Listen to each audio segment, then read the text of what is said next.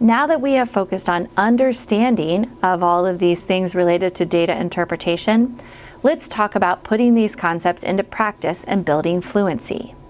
Some of the things that might be important for students in terms of developing fluency, including drawing pictographs, drawing bar graphs, drawing line plots, and then solving word problems with graphs.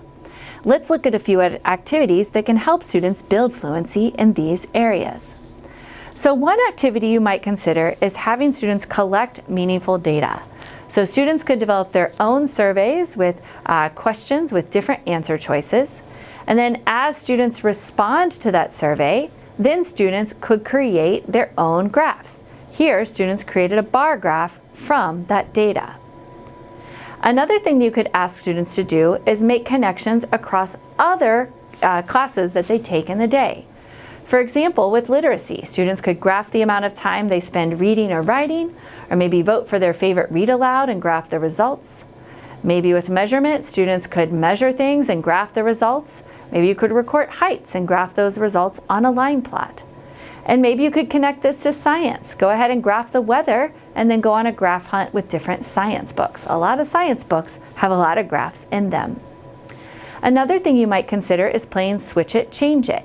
So here you provide students with some type of graph and then they change it to be a different type of graph. So maybe I take that line plot and I turn it into a bar graph. You can also use tools to help students create graphs. They don't always have to do these with drawing, but there are technological tools that students can use to create graphs. So here students put in their title, their x-axis, their y-axis, and then their different values, and then they can go ahead and create a graph just like this. There are also student-generated word problems that might have graphs. So here's a graph, and then could students create a word problem that represents something about this graph? So maybe they could say, well, how many fewer students prefer PE to library? Or how many students participated in the survey?